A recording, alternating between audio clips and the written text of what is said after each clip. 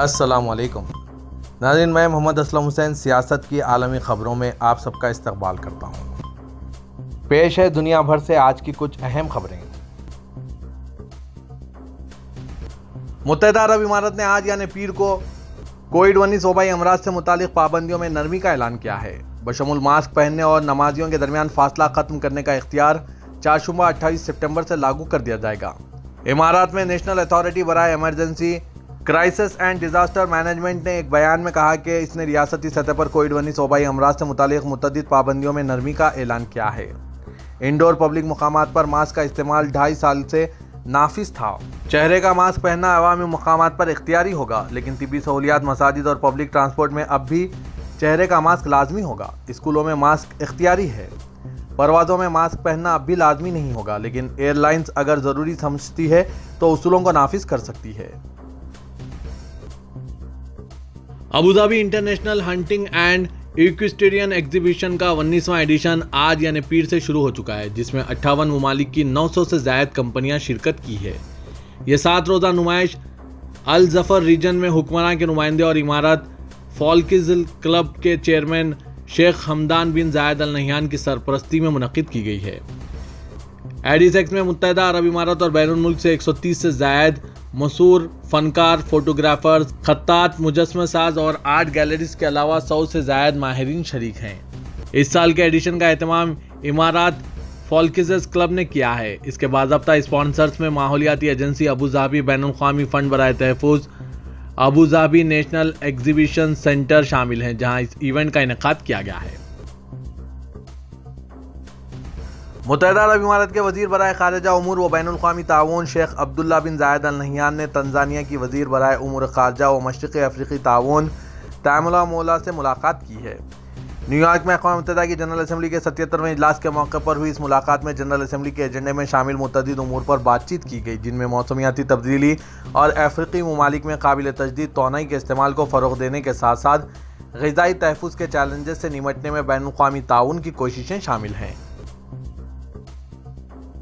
سعودی وزارت حج و عمرے نے بیرون ملک عمرہ زائرین کے لیے سرکاری ویب سائٹ نسک کا اجرا کیا ہے۔ سعودی پریس ایجنسی کے مطابق نسک کے ذریعے عمرہ اور حج پیکیج و خدمات کے علاوہ ویزا بھی حاصل کیا جا سکتا ہے۔ نسک ویب سائٹ ڈیجیٹل گورنمنٹ کے علاوہ سعودی عرب کے ویژن 2030 کے اہداف کے حصول میں معاون ثابت ہوگی۔ نسک ویب سائٹ کو وزارت حج و عمرہ اور سیاحت اتھارٹی کے تعاون سے ڈیزائن کیا گیا ہے، نیز اس میں مختلف قسم کے پیکیجز متعارف کرائے گئے ہیں۔ یمن میں سعودی سفیر محمد بن سعید الجابر، جو یمن میں سعودی ترقیاتی اور تعمیری نو پروگرام کے نگران بھی ہیں، انہوں نے پیر کو ریاض میں اقوام متحدہ کے خصوصی ایلچی برائے یمن پانس گرانڈ برگ سے ملاقات کی ہے۔ سرکاری خبررساں ایجنسی SPA کے مطابق ملاقات میں سعودی سفیر نے جنگ زدہ ملک میں مکمل جنگ بندی اور ایک جامع سیاسی حل تک پہنچنے کے لیے توسیع کے لیے اقوام متحدہ کی کوششوں کی حمایت کا اعادہ کیا۔ واضح ہے کہ یمن میں جنگ بندی کا آغاز اس سال اپریل میں ہوا تھا اور 2 اکتوبر کو اس میں توسیع کی جائے گی۔ اس سال کے آغاز میں اقوام متحدہ کے خصوصی ایلچی نے ریاض میں یمن میں صدارتی کونسل کے سربراہ رشاد محمد العلیمی سے ملاقات میں جنگ بندی پر عمل درآمد کے لیے جاری کوششوں اور اس میں توسیع کے حوالے سے تبادلہ خیال کیا۔ سعودی وزیر تعلیم ڈاکٹر حمد بن محمد آل شیخ نے پیر کو امریکہ میں سعودی ثقافتی مشن سعودی طلباء سے ملاقات کی ہے۔ اس موقع پر امریکہ میں سعودی کلچر اتاشی ڈاکٹر فوزی بقاری اور ثقافتی مشن کے عہدیدار بھی موجود تھے۔ سعودی خبررساں ادارے SPA کے مطابق سعودی وزیر تعلیم نے امریکہ میں زیر تعلیم سعودی طلباء کو اطمینان دلایا کہ سعودی قیادت اسکالرشپ پر تعلیم حاصل کرنے والے طلباء کی ہر ممکن مدد کر رہی ہے اور کرتی رہے گی۔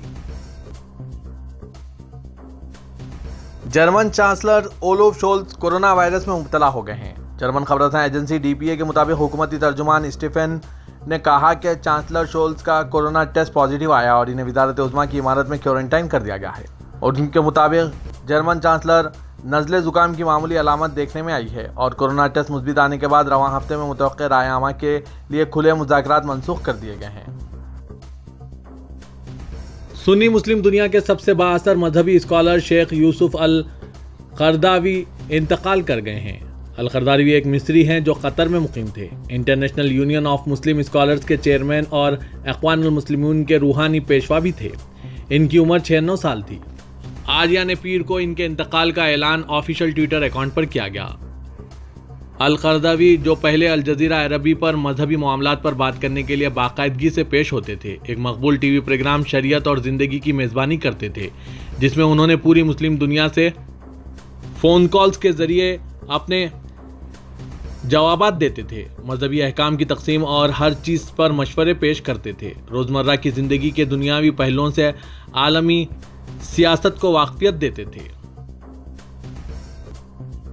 ہندوستان کے وزیر خارجہ ایس جے شنکر نے کہا کہ روس کے دفاعی ساز و سامان پر ہندوستان کا انحصار اور ماسکو کے ساتھ مضبوط تعلقات اس وجہ سے نہیں ہے کہ نئی دہلی نے ان آلات کی خریداری کا فیصلہ کیا ہے، اس کے لیے امریکہ سے رابطہ نہیں کیا۔ جے شنکر نے U S India friendship council and foundation for India and Indian diaspora studies کے زیر اہتمام ایک پروگرام کے دوران ہندوستانی نژاد امریکیوں سے کہا، دراصل ہمارے تعلقات میں تبدیلیوں میں سے ایک دفاعی تعاون کے شعبے میں ہوئی ہے جو ہو سکتا ہے، یہ تقریباً 15 سالوں میں اپنی موجودہ شکل میں آیا ہے۔ انہوں نے کہا کہ 1965 سے لے کر اگلے 40 سالوں میں کوئی بھی امریکی فوجی ساز و سامان ہندوستان نہیں آیا۔ اس دور میں ہند سوویت ہند روس تعلقات بہت مضبوط ہوئے ہیں۔ ہندوستان کے وزیر دفاع راجناتھ سنگھ نے کہا کہ پاکستان مقبوضہ کشمیر کے بارے میں فیصلہ 1971 میں ہوئے ہندوستان پاکستان جنگ کے دوران ہی کر لیا جانا چاہیے تھا۔ راجناتھ سنگھ نے ہماچل پردیش کے ہیمر پور ضلع کے نادون میں شہیدوں کے اہل خانہ کے اعزاز میں منعقدہ تقریب کو خطاب کرتے ہوئے یہ تبصرہ کیا۔ راجناتھ سنگھ نے کہا، ہم نے حال ہی میں 1971 کے جنگ میں جیت کی گولڈن جوبلی تقریب بنائی ہے۔ 1971 کے جنگ کو تاریخ میں یاد رکھا جائے گا کیونکہ وہ جنگ جائیداد، قبضے یا اقتدار کے بدلے انسانیت کے لیے لڑی گئی تھی۔ انہوں نے کہا کہ ایک ہی افسوس ہے، پی او کے پر فیصلہ اسی وقت ہو جانا چاہیے تھا۔ ہندوستان کے دارالحکومت دہلی کی ایک کورٹ نے دہلی وقف بورڈ سے جڑے معاملے میں عام آدمی پارٹی کے رکن اسمبلی امانت اللہ خان کو 14 دنوں کی عدالتی تحویل میں دے دیا ہے۔ اینٹی کرپشن بیورو نے عام آدمی پارٹی کے رکن اسمبلی امانت اللہ خان کے ٹھکانوں پر ایک ساتھ چھاپا مارا تھا۔ اے سی بی نے عام آدمی پارٹی کے رکن اسمبلی کے ٹھکانوں سے قابل اعتراض اشیاء برآمد کرنے کا دعویٰ کیا ہے اور انہیں گرفتار کیا۔ اس چھاپہ ماری سے متعلق ایک ویڈیو سامنے آیا تھا جس میں مبینہ طور پر عام آدمی پارٹی کے رکن اسمبلی امانت اللہ خان کے حامیوں کو اے سی بی کے افسران کے ساتھ ہاتھا پائی کرتے ہوئے دیکھا گیا۔ بتایا جا رہا ہے کہ اینٹی کرپشن بیورو کی ٹیم جب چھاپہ مارنے کے لیے جامع نگر علاقے میں آئی تھی تب تلخ بحث و تکرار ہوئی تھی۔ واضح ہے کہ اے سی بی نے امانت اللہ خان کے کئی ٹھکانوں پر چھاپہ مارا تھا۔ اس کے بعد امانت اللہ خان کو گرفتار کر لیا گیا تھا۔